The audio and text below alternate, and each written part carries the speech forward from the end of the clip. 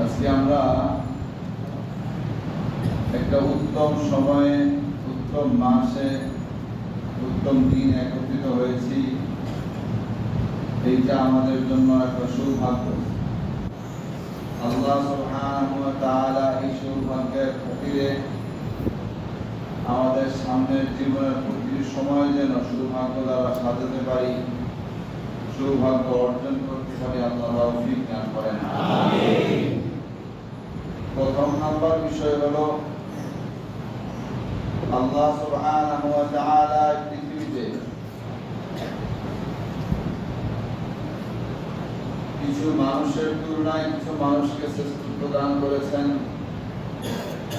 কিছু জায়গার তুলনায় কিছু জায়গাকে শ্রেষ্ঠত্ব দান করেছেন,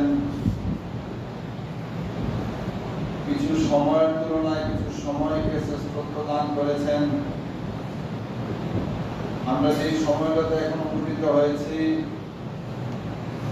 আল্লাহ তাআলা পৃথিবীর শুরু থেকে নিয়ে পৃথিবী কোন হিসেবে চলবে, যেই তরতিব আর যে নিয়ম নির্ধারণ করেছেন, এই তরতিব আর নিয়মের কথা আল্লাহ সুবহানাহু ওয়া তাআলা কোরআনে কারীমে ইরশাদ করেছেন যে পৃথিবী চলবে 12 মাস হিসেবে। কি হিসেবে? 12 মাস হিসেবে। এই 12 মাসের মধ্যে 4 মাস আল্লাহ তাআলা সম্মানিত করেছেন, মুহররম, যুলকাদা, যুলহজ্জা এবং রজব। মুহররম, যুলকাদা, যুলহজ্জা এবং রজব, এই 4 মাসকে আল্লাহ তাআলা সম্মানিত করেছেন। 3 মাস লাগাতার, 1 মাস আলাদা। এরকম সম্মানিত 4 মাসের 1 মাস হলো মুহররম।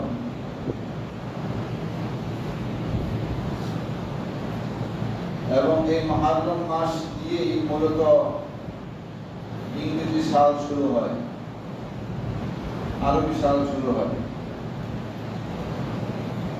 আরবি সাল যেহেতু এই মুহররম মাস দিয়ে শুরু হয়, আরবির সম্পর্ক শুধু সৌদি আরবের সাথে না, আরবির সম্পর্ক শুধু আরব আমিরাতের সাথে না, বরং আরবির সম্পর্ক জান্নাতের সাথে। আরবি সম্পর্ক কার সাথে? নবী আলাইহিস সালাতু ওয়াস সালাম ইরশাদ করেন, উহিব্বুল আরব লিসালাস লিআন্নী আরাবিয়্যুন ওয়াল কুরআনু আরাবিয়্যুন ওয়া লুগাতুল জান্নাতি আরাবিয়্যুন। আমি আরবিকে 3 কারণে ভালোবাসি। ওই কারণে লিআন্নী আরাবিয়্যুন, কারণ আমি নিজে আরবি ভাষী, সুতরাং আমি আমার মাতৃভাষাকে ভালোবাসি। প্রথম দিক হলো মাতৃভাষাকে ভালোবাসা। এটা ঈমান একটা তাকাদা, ঈমান একটা চাহিদা। তাকে ভালোবাসা, মাতৃভাষাকে ভালোবাসা। ওয়াল কুরআন আরাবিয়্যুন, দ্বিতীয়ত হলো কোরআনের ভাষা আরবি। কোরআনের ভাষা আরবি। কোরআন কোন ভাষায় নাযিল হয়েছে? আরবি ভাষা। কোরআনের ভাষা আরবি।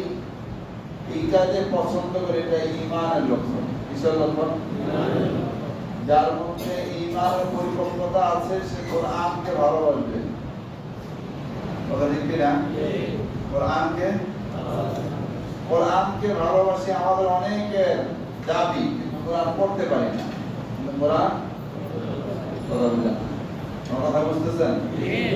কোরআনকে ভালোবাসি অনেকের দাবি, কিন্তু কোরআন পড়তে পারে না। দাবির সাথে আর কাজের সাথে মিল হইল?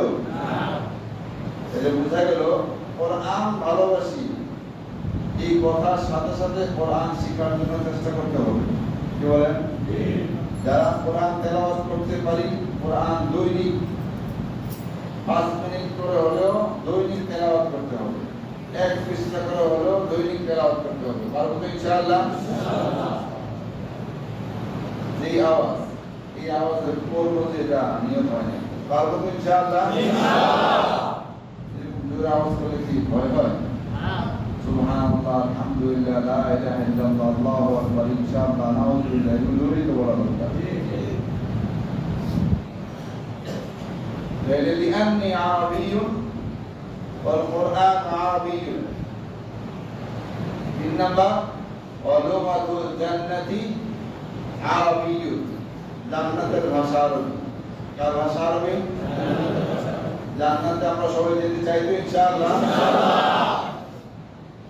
জান্নাতে যাওয়ার জন্য আগে শর্ত হলো কবরে যাওয়া। কবর ডিঙ্গে কেউ জান্নাতে যেতে পারবে না। পারবেন? কবর ডিঙ্গে জান্নাতে যাওয়া যাবে না। যাওয়া যাবে না। একেবারে ইসরাফিল আলাইহিস সালাতু ওয়াস সালামের শিক্ষা ফুৎকার দেওয়ার পরে যারা মারা যাবে, মানে দুনিয়া এরপরে তার কেউ মরবে না, নাকি? এরপরে আর কেউ মারা যাবে না। সর্বশেষ তারাই মারা যাবে। ইসরাফিল আলাইহিস সালাতু ওয়াস সালামের শিক্ষা ফুৎকারের আওয়াজ শুনে মারা যাবে।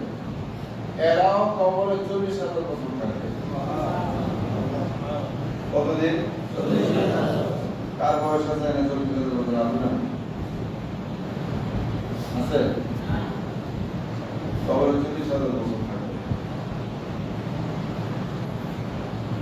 তার মানে কবর ডিঙ্গে জান্নাতে যাওয়ার কোনো সুযোগ নেই। আছে?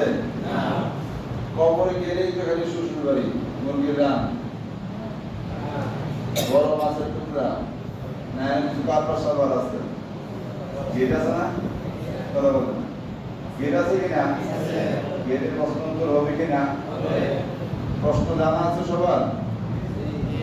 উত্তর খালি মুখস্থ করলে ওখানে লেখা যাবে? বাইরে ঠিক যাবে? উত্তর দুনিয়া একজন মুখস্থ করলো না, যে কাজ করলে সেখানে উত্তর অটোমেটিক স্মরণ হবে। দুই কাজ যদি করে যায় তাহলে সে জীবনে কোনোদিন আরবি ভাষায় কথা বলতে পারে নাই, কোরআনের বাইরে অন্য কোনো শব্দ একটা সে শিখেও নাই, তাও সেখানে সে জান্নাতে সে ওই প্রশ্নের উত্তর দিতে পারবে। কথা ঠিক না? বলছিলাম খবর এরপরের ধাপ হলো ময়দানে মাহশর, হাশরের মাঠ। কিসের মাঠ? কিসের মাঠ?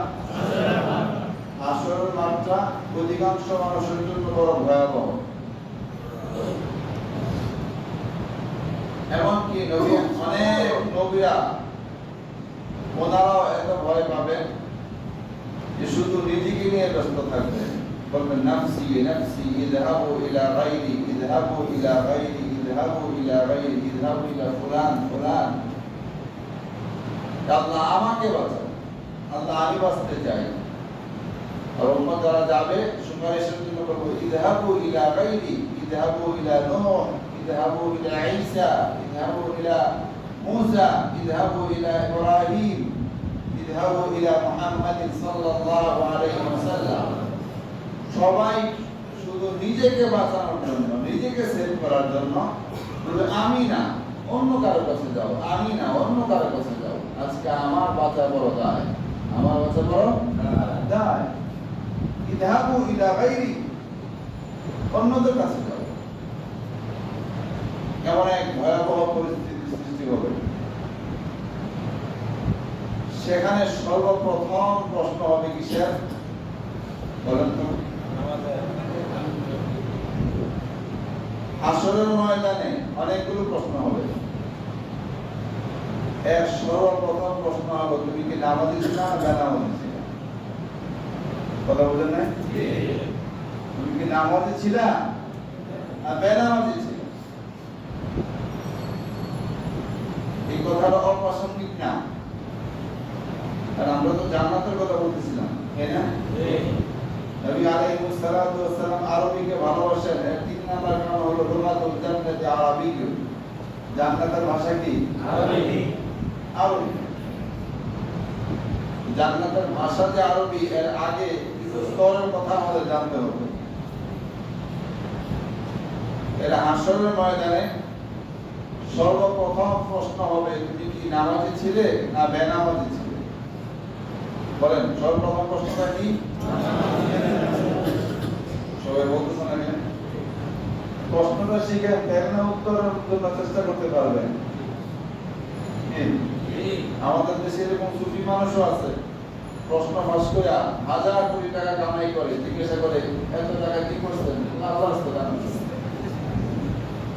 কি আজকে জুমার দিনে যে পাখি বললাম এটা সুন্দর কি, কিন্তু সব খুলে যদি লুকিয়ে যে পাখি মধ্যে কেমন হলো শয়তানি। তুমি কি শয়তানি? হয় 1000 কোটি টাকা মেরে দিছে, এমন জিজ্ঞাসা করছে আমি আল্লাহ রাস্তায় দান করছি। এই প্রশ্নের উত্তর এখানে অনেক পাচার জন্য উকিল পাবেন, পয়সা খাই আপনার ওকালতি করবে, মাটির নিচে গিয়ে দেখেন। কি বাংলাদেশে কিছু কিছু অপরাধ এরকম আছে, যে অপরাধের সাথে কেউ যদি সংযুক্ত হয়, আল্লাহ না করেন, আল্লাহ আমাদের সবাইকে হেফাজত করেন, তাইলে তার পক্ষে উকিল দাঁড়ায় না। কিছু অপরাধ এমন আছে, ওই অপরাধের দোষ যদি কারোর সাথে লেগে যায়, আসলেই করুক বা না করুক, অপরাধের নিষ্পদ সম্পর্কটা তার সাথে শুধু লাগছে, এই অপরাধের কারণে কি পাওয়া যায় না, উকিল পাওয়া যায় না। এই অপরাধ করলে উকিলরা তার পক্ষে দাঁড়ায় না। আছে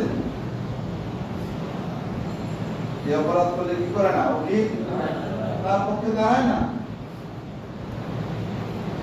এখানে যা করা হচ্ছে, দুর্নীতি করে আল্লাহ রাস্তায় আপনি টাকা দিবেন, দুনিয়া উকিল পাবেন, মাটির নিচে গেলে কি পাওয়া যাবে না, উকিল পাওয়া যাবে না। কারো কারো জন্য তো আবার সহজ। আল্লাহ মাফ করুন, বলি নাউযুবিল্লাহ। বলতেছে আমার বাবাকে জিজ্ঞেস না করে তা আছে আসবে না, বলে কিনা ও তো পাগলের ঘেরা দুনিয়া। আল্লাহ আমাদের হিফাজত করেন। দেখেন এই সমস্ত শয়তানের খপ্পর থেকে যে আল্লাহ আমাকে আপনাকে বাঁচিয়ে রেখেছেন, এটা আমাদের প্রতি অনেক বড় দয়া, ঠিক না? আলহামদুলিল্লাহ। বলছিলাম হাসরের ময়দানে যে প্রথম প্রশ্নটা কিসের, এমনি কোন কে নামাজ বলবেন যে নামাজই নাকি বেনামাজি, প্রশ্নটা কেমন বুঝিয়ে নেবেন। এক অবস্থা দেখে তোমার পড়ায়, আগে অবস্থা দিলে পড়ে। হাসরের ময়দানের প্রথম প্রশ্ন কি, নামাজি ছিলে না বেনামাজি ছিলে? বলেন, তুমি নামাজি ছিলে না বেনামাজি ছিলে? কথা বুঝতেছেন? বলেন, হাসরের ময়দানের প্রথম প্রশ্ন কি? অনেকের মুখ লড়ে না। কি আপনার রাগ করছেন নাকি? আবার বলছি, প্রশ্ন হাসরের ময়দানের প্রথম প্রশ্ন কি? এরপরে এই প্রশ্নের উত্তরে অনেকের মুখ লড়ে নেই, অনেকেই বলছেন আলহামদুলিল্লাহ। এবার কেউ মিস করবেন না, ঠিক আছে? হ্যাঁ, হাসরের ময়দানের প্রথম প্রশ্ন কি?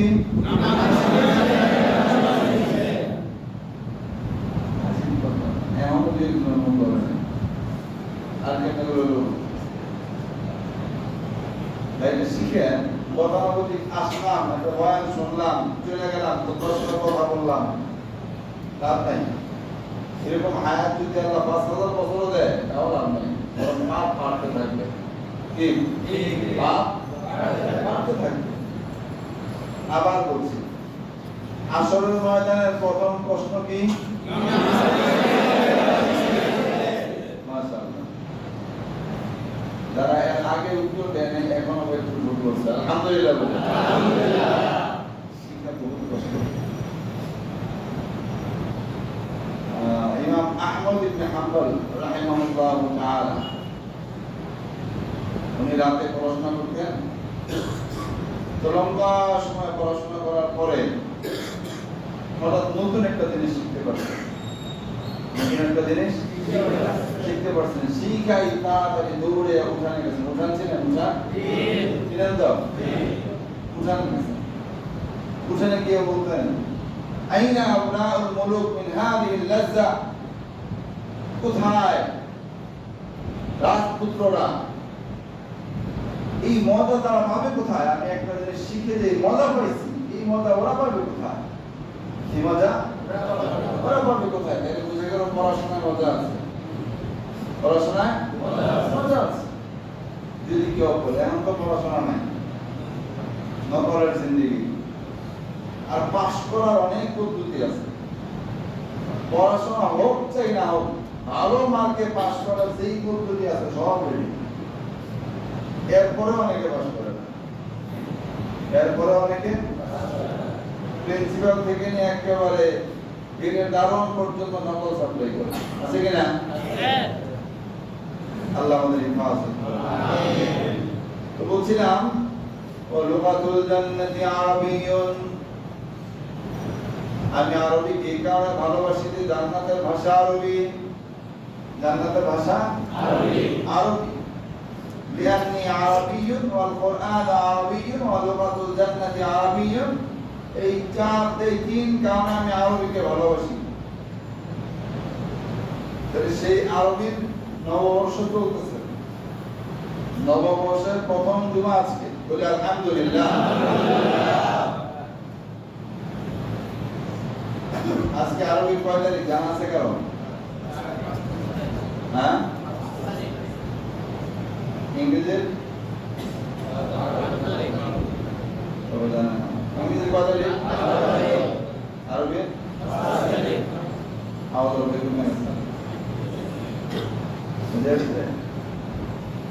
আমাদের ইবাদতের সম্পর্ক আরবি তারিখের সাথে, আমাদের ইবাদতের সম্পর্ক কার সাথে? আরবি তারিখের সাথে। মুসলমান ছাড়া অন্যদের ইবাদতের সম্পর্ক কারো বাংলা তারিখের সাথে, কারো ইংরেজি তারিখের সাথে, আছে কিনা? বাংলা তারিখের সাথে ইবাদতের সম্পর্ক আছে হিন্দুদের। তাদের হিন্দু সম্প্রদায়ের যত আমল সব বাংলা তারিখের সাথে সম্পর্ক। শুরু হয় পয়লা বৈশাখ দিয়া, কি শুরু হয়? কি দিয়ে? পয়লা বৈশাখ দিয়ে শুরু হয়। এরপরে শুরু করে কাল বৈশাখী ঝড় আছে, আনে কিনা? এই আরেকটি শুরু হয়ে গেল। এরপরে অমুক তারিখে তমুক, তমুক তারিখে তমুক, কয়েকদিন আনুষ্ঠানিকতার সাথে ইবাদত করে পরে খোদায় বাইরে বাইরে পানি ডুবায় ফেলা, পরে কিনা? দেখেন আল্লাহ আমাদেরকে হিফাজত করছে, আমরা তো বুঝি না। মান তাশাব্বাহা বিকওমিন ফাহুয়া মিনহুম। নবী আলাইহিস সালাতু ওয়াস সালাম ইরশাদ করেন, যার আমলের সম্পর্ক ইসলাম ছাড়া অন্য কোন বিধর্মীদের আমলের সাথে সামঞ্জস্যপূর্ণ হবে, তাকে ওই জাতির অন্তর্ভুক্তই ধরা হবে। আরো জোরে বলি না। মুহররমকে কেন্দ্র করে মানুষ যে সমস্ত ফাহিশা কাজ করে, হারাম কাজে লিপ্ত হয়, নেক কাজ মনে করে, যদি কেউ কোনো গুনার কাজ নেক কাজ মনে করে তাহলে তার ঈমান থাকে না। একজন কেউ গুনার কাজ করেছে কিন্তু সে গুনাহ মনে করে করছে, তাহলে তার কবিরা গুনাহ হবে, তাহলে তার কি হবে? কিন্তু এটাকে নেক কাজ মনে করে করলে ঈমান হারাম হয়ে যাবে। কি হয়ে যাবে? ঈমান হারাম হয়ে যাবে। 10 মুহররম যে হয়, হায় হাসান হায় হুসাইন, তারপরে রথযাত্রা, উত্তরায়ণ যাত্রা, কি বলে থাকে? তাজিয়া। এগুলো তো সবগুলো কবিরা গুনাহ, সবগুলো কবিরা গুনাহ। সমর্থন যে করবে সেও কবিরা গুনাহ করবে, দেখতে যে যাবে তামাশা সেও কবিরা গুনাহ করবে, সাথে যারা চলবে সেও কবিরা গুনাহ করবে। হ্যাঁ, যদি এটাকে হালাল মনে করে নেকের কাজ মনে করে তাহলে কবিরা গুনাহ তো হবেই, সাথে ঈমানটাও হারাবে। আল্লাহ আমাদের হেফাজত করুন। আমিন। জোরে বলি আমিন। আমিন। আরো জোরে বলি আমিন। আমিন। ওকে, আজকে একটা নতুন মেসেজ আমাদের, সেটা হলো আলহামদুলিল্লাহ আমাদের এই সমাজ থেকে এই মসজিদের অধীনে যারা আছে আশেপাশে, যারা হজে গিয়েছিলেন, আল্লাহ পাক সবাইকে নিরাপদে দেশে ফিরিয়ে এনেছেন। আলহামদুলিল্লাহ। ওনারা আমাদের জন্য রহমত, ওনারা আমাদের জন্য কি রহমত? বলে আলহামদুলিল্লাহ। ওনারা আমাদের জন্য কি রহমত? অনেকে হাসে, আপনি হাসলেও রহমত, কানলেও রহমত। আপনি আসলেও রহমান, আনলেও রহমান, পছন্দ হইলেও রহমান, পছন্দ না হইলেও রহমান। কারণ কি জানেন, নবী আলাইহিস সালাতু ওয়াস সালাম ইরশাদ করেন, ইয়াগফিরু লিল হাজ, ইউগফারু লিল হাজ ওয়া লিমান ইস্তাগফারা লাহুল হাজ। ইউগফারু লিল হাজ, যারা হজ পালন করে তাদেরকে ক্ষমা করে দেওয়া হয়। সুবহানাল্লাহ, জোরে না বলেন সুবহানাল্লাহ। যারা হজ পালন করে তাদেরকে ক্ষমা করে দেওয়া হয়। ওয়া লিমান ইস্তাগফারা লাহু আল হাজ, এবং হাজী সাহেব ফিরে এসে যার জন্য, হাজী সাহেব হজ করার পরে যার জন্য তিনি আল্লাহর কাছে ক্ষমা প্রার্থনা করেন, ওনাকেও আল্লাহ ক্ষমা করে দেন। হাজী সাহেবকেও আল্লাহ তাআলা কি করে দেন? ক্ষমা করে দেন। আর হাজী সাহেব তাদের জন্য ক্ষমা চান আল্লাহর কাছে, এদেরকেও আল্লাহ তাআলা কি করে দেন? এটা ওনারা আমাদের জন্য রহমত না বিপদ? জোরে বলেন না। আমরা হাজী সাহেবের কাছে দোয়া করি, কি বলেন? হাজী সাহেবরা তো কি কম করবেন, এত টাকা দিয়ে হজ করছি, আমরা দোয়া করবো এরকম নাকি? কি করেন হাজী সাহেবরা?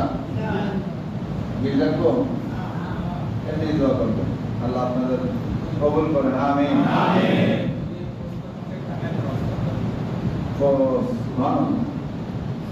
বিশাল প্রশ্ন, বুঝছেন? এই যে প্রশ্ন পাস করে না, এই যে প্রশ্ন পাসের টাকা, অর্থাৎ অবৈধ টাকা দিয়ে যদি হজ করে তাইলে হবে কি? তাইলে বিষ খাইলে শরীরে যেই পরিমাণে ভিটামিন আসবে, অবৈধ টাকা দিয়ে এক কাজ করলে এরকম সব পাওয়া যাবে। আরে কথা বুঝে আসছে? না, বুঝে নেব না। বিষ খাইলে শরীরে যেই পরিমাণ ভিটামিন আসবে, কি খাইলে? কি খাইলে? বিষ খাইলে শরীরে যেই পরিমাণ ভিটামিন আসবে, অবৈধ টাকা দিয়ে যদি কেউ হজ করে এই পরিমাণ নেকি পাওয়া যাবে। এবার প্রশ্ন উত্তর পেয়েছেন?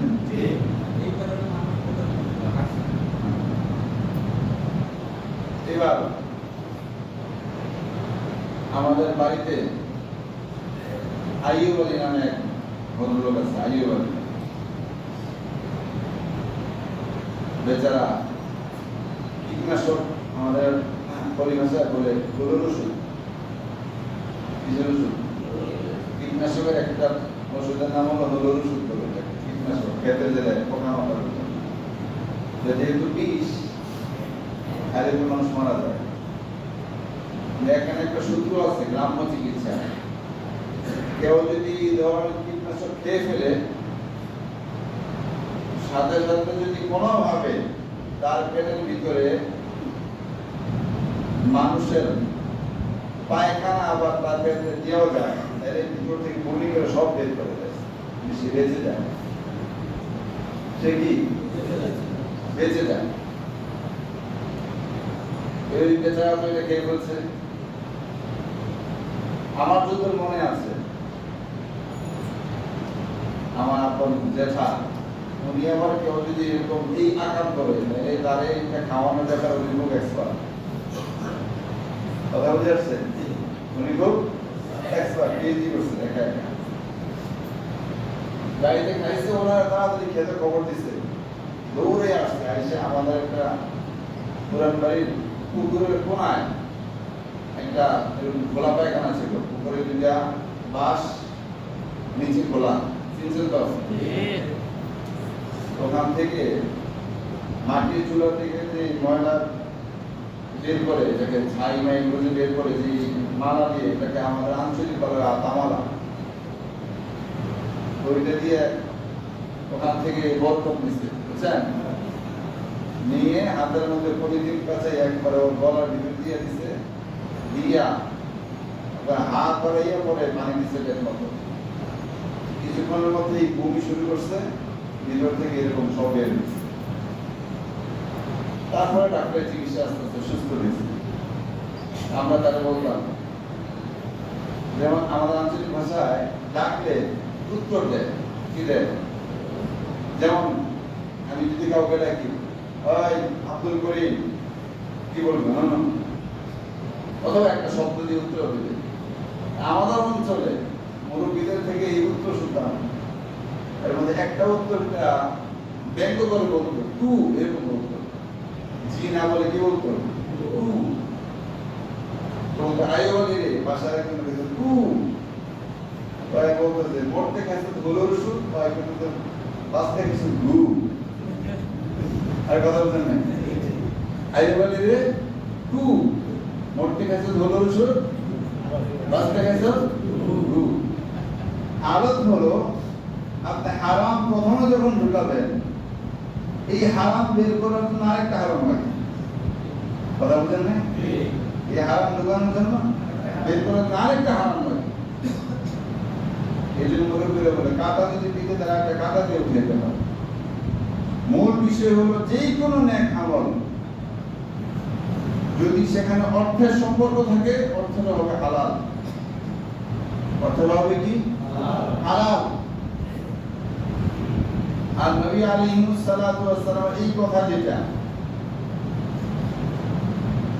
ইউফারিল হাজ ওয়া লিমান ইস্তাগফারা লাহুল হাজ, আল্লাহ তাআলা হাজীদেরকে ক্ষমা করে দেন এবং হাজীগণ যার জন্য ক্ষমা প্রার্থনা করেন তাদেরকেও ক্ষমা করে দেন। এখন ব্যক্তিগতভাবে কেউ যদি হারাম পয়সা দিয়ে হজ করে, তাহলে সে তো হাজী হইল না।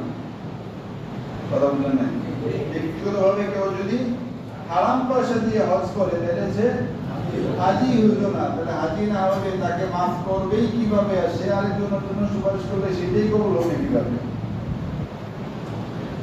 প্রশ্ন বুঝে আসছে ভাই? উত্তর বুঝে আসছে? বাকি আমভাবে আমরা প্রত্যেকের ব্যাপারে নেক ধারণা রাখবো যে সকলেই সর্বশ্রেষ্ঠ, একবারে সবচেয়ে হালাল, সবচেয়ে নিখুঁত অর্থটা দিয়ে হজ করবার চেষ্টা করে। এটাই স্বাভাবিক। কি বলেন? এটাই স্বাভাবিক। বাকি এরপরেও কেউ অন্যায় করবে, তার আমরা আল্লাহর সাথে বুঝবে, আমরা বুঝতে করতে রাজি না। বুঝে আসছে? আমরা বুঝে নিলে তাই। হ্যাঁ, কেউ যদি আবার প্রকাশ্যে সেরকম বলে যে এটা দিয়ে এই করছি, ওইটা দিয়ে এই করছি, দুর্নীতি করছি, এরপর এটা দিয়ে মসজিদ বানাইছি, এইটা তো দুনিয়া দুদুক বুঝবে, আর কবরে গেলে শুরু হবে আসল পূজা। আল্লাহ হেফাজত করেন। এই মাসে আমলের মধ্যে একটা আমল হলো রোজা রাখা। কি রাখা? আজকে 5 তারিখ হলে আগামী বুধবার হলো 10 তারিখ, 10 মুহররম। 10 মুহররম নবী আলাইহিস সালাতু ওয়াস সালাম মক্কা থেকে হিজরত করে মদিনায় যাওয়ার পরে দেখলেন মদিনার ইহুদিরা রোজা রাখছে। নবী আলাইহিস সালাতু ওয়াস সালাম জানতে চাইলেন যে তারা কেন রোজা রাখছে। উত্তরে তারা জানালো যে এই দিনে আল্লাহ সুবহানাহু ওয়া তাআলা মুসা আলাইহিস সালাতু ওয়াস সালাম এবং বনী ইসরাঈলকে ফিরআউনের কবল থেকে রক্ষা করে রব্বুল আলামিন ওনাদেরকে নাজাত দিয়েছেন। বিধায় শুকরিয়া দান আমরা রোজা রাখছি। নবী আলাইহিস সালাতু ওয়াস সালাম বললেন, তোমাদের থেকে আমরা মুসা আলাইহিস সালাতু ওয়াস সালামের অনুসরণ করার ক্ষেত্রে বেশি হকদার। সুতরাং এর পরের বছর থেকে নবী আলাইহিস সালাতু ওয়াস সালাম রোজা রাখলেন। সেটা ছিল নবম হিজরি। কোন হিজরি? নবম হিজরি। 10ম হিজরি মুহররমের আগে নবী আলাইহিস সালাতু ওয়াস সালাম ইন্তেকাল করেছেন। রোজা রাখার পরে তিনি বললেন,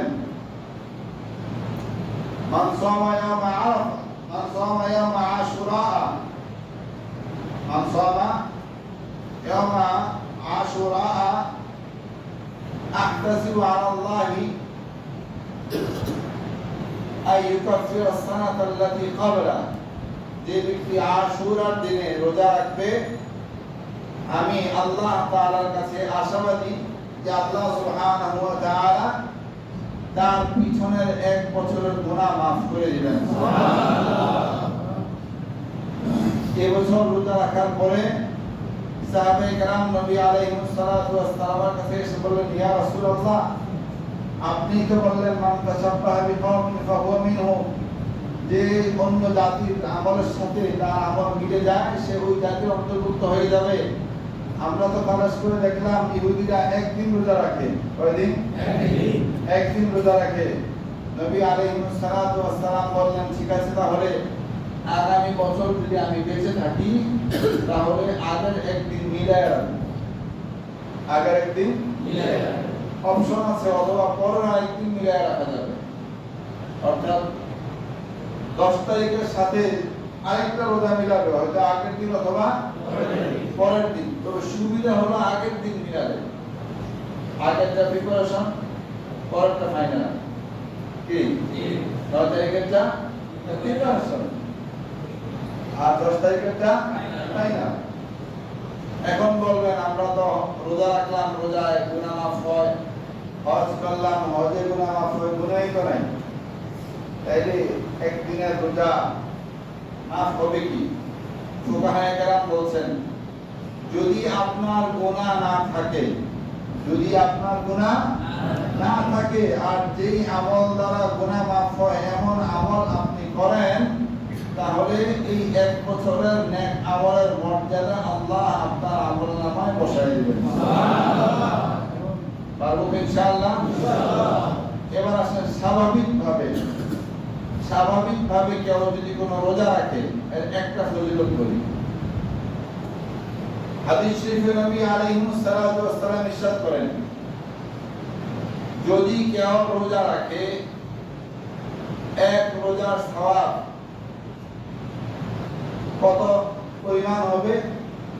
যে এক রোজার সওয়াব এই পরিমাণ হবে, একটা কাক জন্মের পর থেকে মৃত্যু পর্যন্ত সে উঠতে উঠতে উঠতে উঠতে যত দূর যেতে পারবে, এক রোজার বিনিময় এত বড় জান্নাত আল্লাহ তাকে দান করবেন। সুবহানাল্লাহ।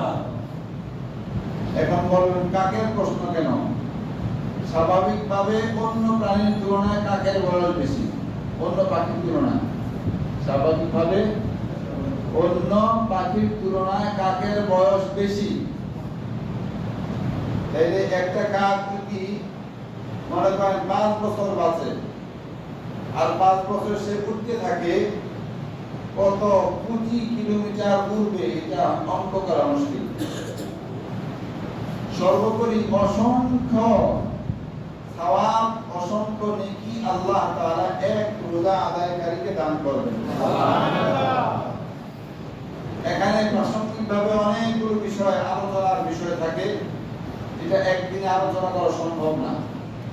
হুসাইন রাদিয়াল্লাহু তাআলা আনহু শাহাদাতকে কেন্দ্র করে আশুরার দাম বাড়ে নাই। একে তো হুসাইন রাদিয়াল্লাহু তাআলা আনহু নিজেই দামি মানুষ, দ্বিতীয়ত হলো দামি সময়ে শাহাদাত বরণ করার কারণে আল্লাহ ওনার দামকে আরো বেশি বাড়িয়ে দিয়েছেন। সুবহানাল্লাহ। একটা কুসংস্কার আমাদের সমাজে আছে। কুসংস্কার হলো মুহররম মাসে কোনো বিয়ে শাদী হবে না, মুহররম মাসে কোনো বিয়ে শাদী হবে না। এরকম কুসংস্কার যদি কোথাও থেকে থাকে, এটা জরুরি ভিত্তিতে ভঙ্গ করা উচিত। যদি মুহররম মাস উপলক্ষে বিয়েকে পিছানো হয়, এটাকে দ্রুত মুহররম মাসে ঢুকানো দরকার। কারণ শ্রেষ্ঠ যেই 4 মাস, 12 মাসের মধ্যে শ্রেষ্ঠ যেই 4 মাস, এর এক মাসের নাম কি? মুহররম। এই শ্রেষ্ঠ মাসে নেক কাজ তো শ্রেষ্ঠ হয়। বিয়ে শাদী গুনার কাজ না নেকের কাজ? বলেন না, বিয়ে শাদী গুনার কাজ না নেকের কাজ? নেকের কাজ শ্রেষ্ঠ মাসে হবে, এটা অটোমেটিক তার শ্রেষ্ঠত্ব বেড়ে যাবে। এটা শিয়াদের একটা আকীদা। শিয়াদের একটা আকীদা হলো, যেহেতু এই মাসে হুসাইন রাদিয়াল্লাহু তাআলা আনহু শাহাদাত বরণ করেছেন, বিধায় এই মাসে বিয়ে শাদী ইত্যাদি আনন্দ ফুর্তি করা যাবে না। এরা হুসাইন রাদিয়াল্লাহু তাআলা আনহুর শাহাদাতকে অকৃতকার্যতা মনে করে। অথচ আমাদের আকীদা, আমাদের বিশ্বাস, কোন ব্যক্তি যদি আল্লাহ তাআলার রাস্তায় গিয়ে শাহাদাত বরণ করেন, তার প্রথম পুরস্কার হলো সে বিনা হিসেবে জান্নাতে চলে যাবে। সুবহানাল্লাহ। তাই আমরা হুসাইন রাদিয়াল্লাহু তাআলা আনহুকে যদি প্রকৃতপক্ষে ইজ্জত করি, প্রকৃতপক্ষে মহব্বত করি, তাহলে আমাদের প্রত্যেকের উচিত যে ওনার শাহাদাত যেন শতভাগ কবুল হয় আল্লাহর কাছে দোয়া করা। কথা ঠিক কিনা? দ্বিতীয় বিষয় হলো উনি যে ইবরাত, উনি যে শিক্ষা, উনি যে উসুল আমাদেরকে দিয়ে গিয়েছেন যে সত্যের জন্য কখনো বাতিলের কাছে মাথা নত করার সুযোগ নাই। প্রয়োজনে আমার মা হারাবো, প্রয়োজনে আমার জান যাবে, তারপরেও বাতিলের কাছে কখনো আপোষ করার সুযোগ নাই। অনেকে আমাদেরকেও উপদেশ দেন, হুজুর যেদিকে বৃষ্টি এদিকে ছাতা লইয়া কোন রকম করে জীবনটা বাঁচান, অনেকে বলে। কথা বুঝে আসছে? এরকম এরকম কথা বললেন না হুজুর, যেদিকে বৃষ্টি এদিকে ছাতা ধরেন, এটা মুনাফিকি কথা। কি কথা? আর হুসাইন রাদিয়াল্লাহু তাআলা শিক্ষা হলো না যেদিকে বৃষ্টি সেদিকে ছাতা না, যেদিকে হক সেদিকে তুমি, যেদিকে বাতিল এর বিপক্ষে তুমি। কথা ঠিক কিনা? আল্লাহ সুবহানাহু ওয়া তাআলা আমাদের সকলকে এই কথাগুলো বুঝে আমল করার তৌফিক দান করেন। আমিন। প্রথম বিষয় হলো আমরা জান্নাতে যেতে চাই। জান্নাতে যাওয়ার আগে কবরে যেতে হবে। কবরে 3 প্রশ্ন, এই 3 প্রশ্নের উত্তর দেওয়ার জন্য প্রস্তুতি নেওয়া। এরপরে হাসরের মাঠে 5 প্রশ্ন, অন্যরা আছে 7 প্রশ্ন, মিনিমাম 5টা। এর মধ্যে প্রথমটা হলো তুমি নামাজি ছিলা না বেনামাজি। এরপরে বাকি প্রশ্ন। প্রথম প্রশ্নের উত্তরে যে ফেল হবে দ্বিতীয় প্রশ্ন তাকে আর করবে না। এই কথা বুঝে আসছে? প্রথম প্রশ্নের উত্তরে যে ফেল হবে দ্বিতীয় প্রশ্ন আর করবে না। আর প্রথম প্রশ্নের উত্তরে যে পাস করে ফেলবে বাকি প্রশ্নের উত্তর আল্লাহ তার জন্য সহজ করে দিবেন। সুবহানাল্লাহ।